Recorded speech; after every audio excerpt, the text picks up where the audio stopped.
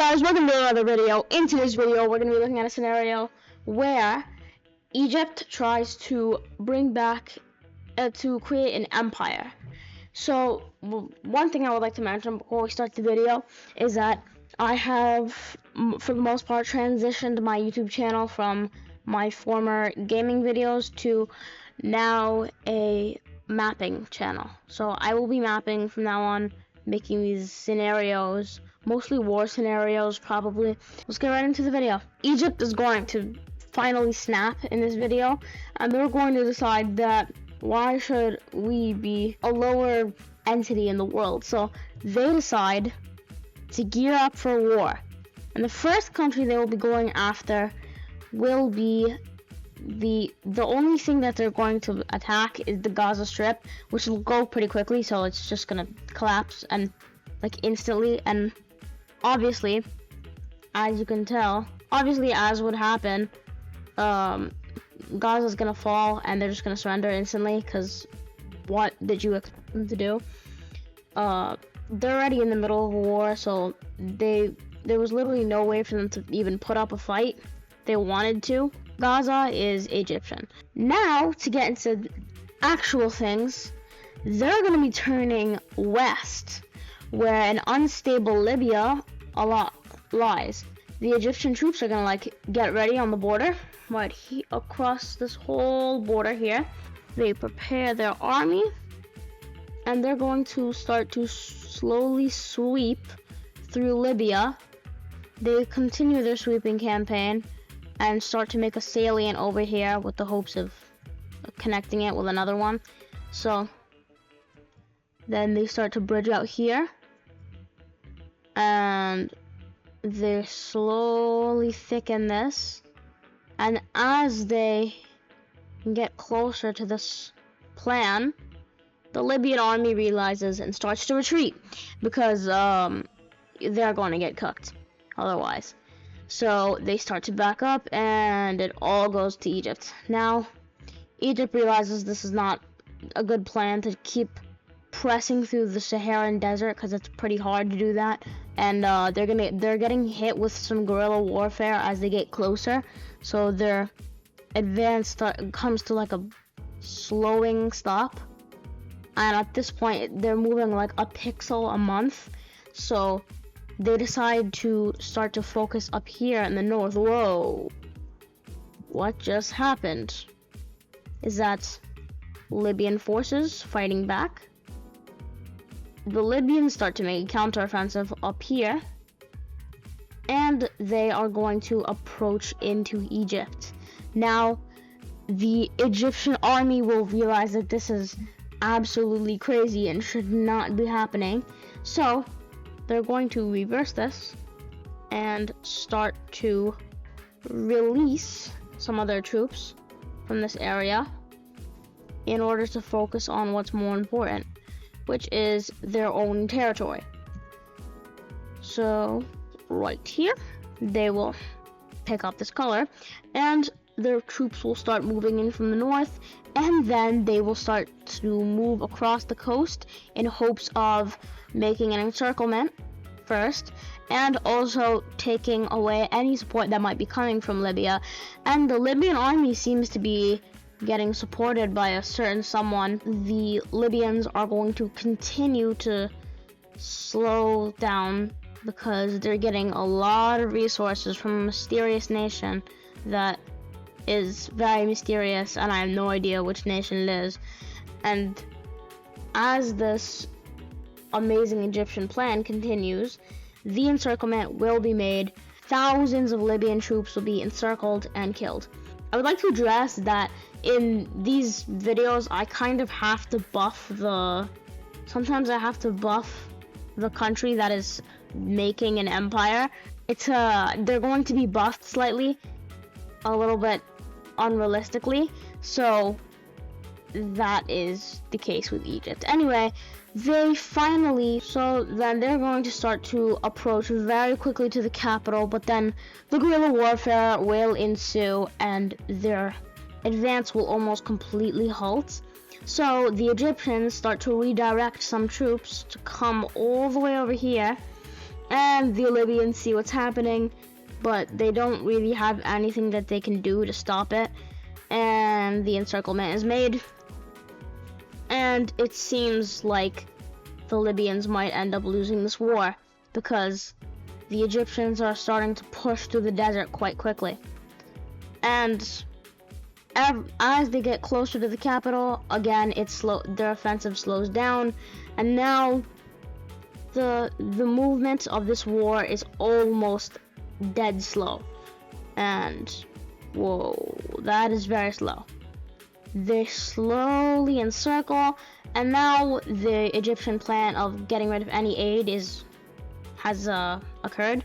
So now it's going to be pretty easy, and the Libyans fall.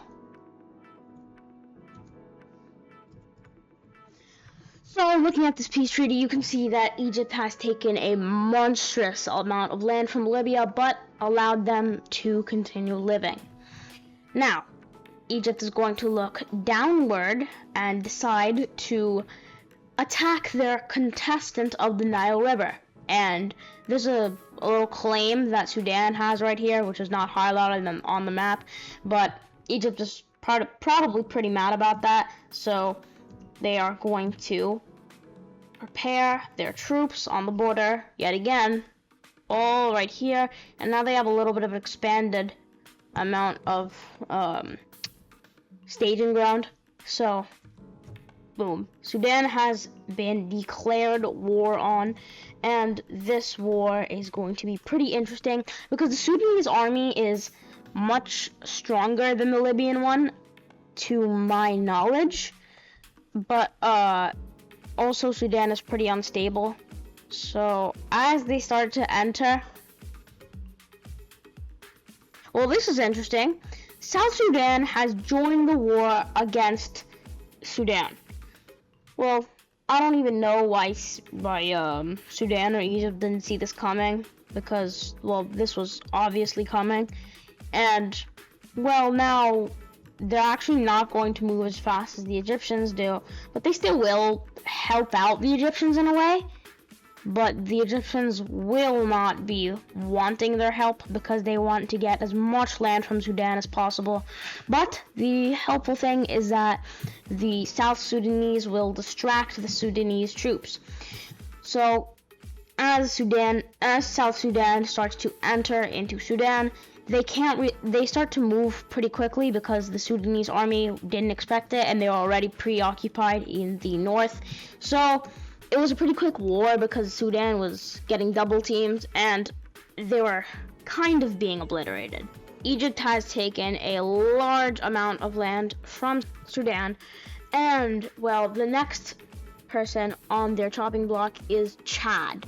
But they will send Chad an ultimatum that they want to fix their nasty borders, and if Chad does not agree, they will be smoked.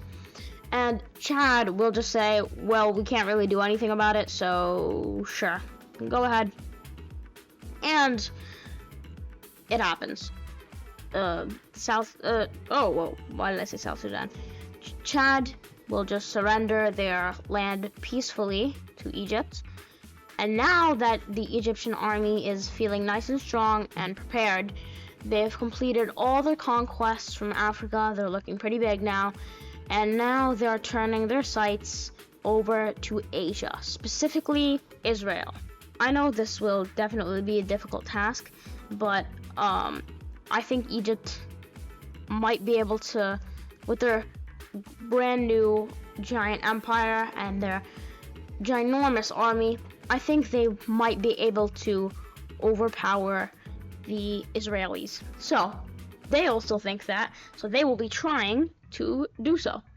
Now, I'm going to make them a little pink for the invasion. To scale down the brush size. There you go. Now, they're gonna slowly enter into the south, but I don't know what Egypt really expected, because quickly it's seen that there are many fighter jets flying into Egypt from Israel, and long-range fighter jets and missiles, and they are shooting Egyptian anti-aircraft. And if you're wondering how they're doing this, they're sending a missile, and then when the anti-aircraft shoots down the missile, then after that they send in a plane to come and like attack it while it still has to be reloaded. So this is damaging Egypt's infrastructure and economy very badly.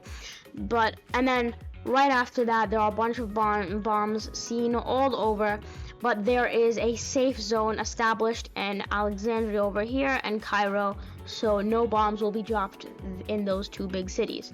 Now, Israel's apparent goal in this war is most likely to occupy the Sinai Peninsula, so that's what they're going to attempt to do. They start marching into Gaza again, and oh wow, they're getting pretty close to the Suez Canal, and it seems like this might not go as well for Egypt as Egypt thought. And this is starting to look like similar to the Schlieffen plan, but then whoa, Egypt knocks that plan out of the water and starts to fight back on this front line, and they start to round off the Israeli troops over here. It's kind of difficult to get them out from this coastal area up here though, because they're pretty attached to that, and now it's seeming pretty difficult, and the Egyptian army will stop there. But moving over, they will continue their advance, trying to free the West Bank, and as they enter some of these occupied Palestinian cities, like here and there, I'm pretty sure there's one up here. There are a couple of occupied Palestinian cities, so as they enter those, they will be welcomed with open arms.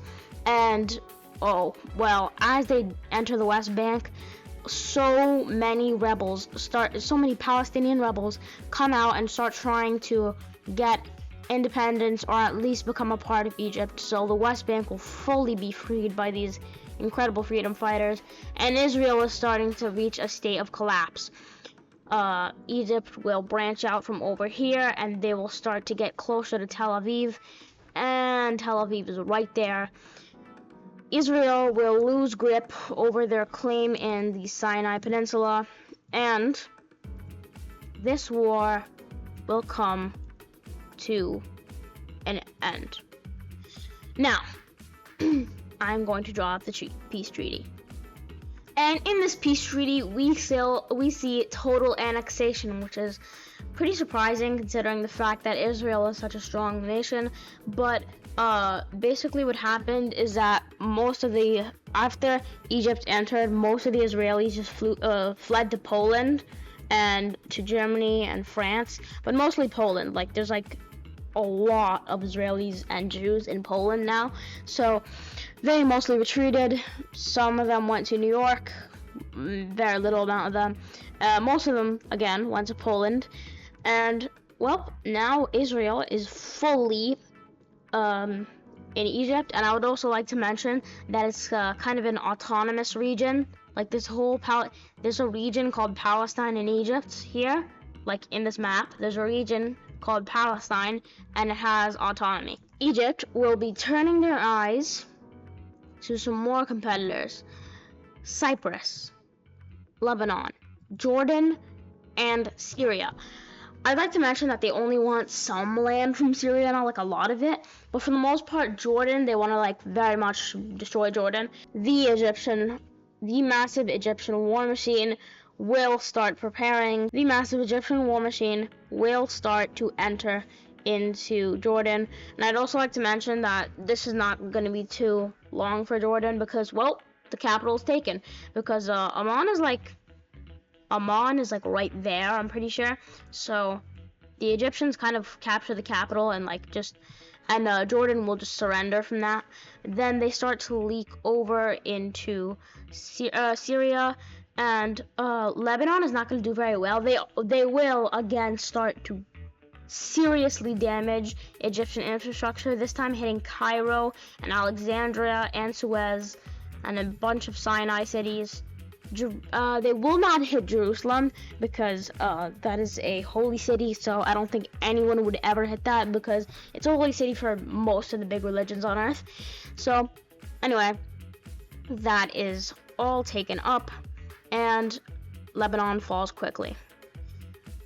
It's just South Cyprus that needs to be conquered, but what ends up happening is that Turkey jumps in and tells Egypt to get out of Cyprus now, so Cyprus is going to leave the war. Egypt cuts off all of Syria's coastline, reaches the Turkish border, which they are very scared of because there's a lot of Turkish personnel up here. I'm actually pretty sure that all of this land up here is like Turkish land. I'm pretty sure, like occupied. So let's ignore that fact for now. But boom, all of this will be taken and Turkey will third party. Now the war is like basically already over, so there's no point. And looking at this peace treaty, Egypt will be fully annexing Lebanon, taking half of Jordan, half of Syria, actually more than half Syria. The Turks will be taking all of Cyprus, all of northern Syria, and, well, this is the peace treaty. Egypt's last target to finish off their empire will be Saudi Arabia. This is a very, very, very risky attempt because, well, Saudi Arabia is one of the strongest Arab countries. But basically what's going to happen here is as soon as the Egyptian troops start to enter into Saudi Arabia, the Saudis will start to realize that this is not going to work.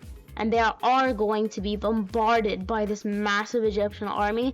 So they quickly rush for peace. And I'm going to form a peace treaty. And in this peace treaty, Saudi Arabia cedes all of their western coastline to Egypt. Something pretty notable about this is that the two holy cities of Mecca and Medina have been sacrificed to Egypt. But at least the Saudis get away with their oil and their money almost completely unscathed. Anyway, I hope you enjoyed the video, and that will be all for today's video. If you enjoyed it, please like and subscribe, and also remember to join my Discord server. The link will be in the description, and as always, peace out.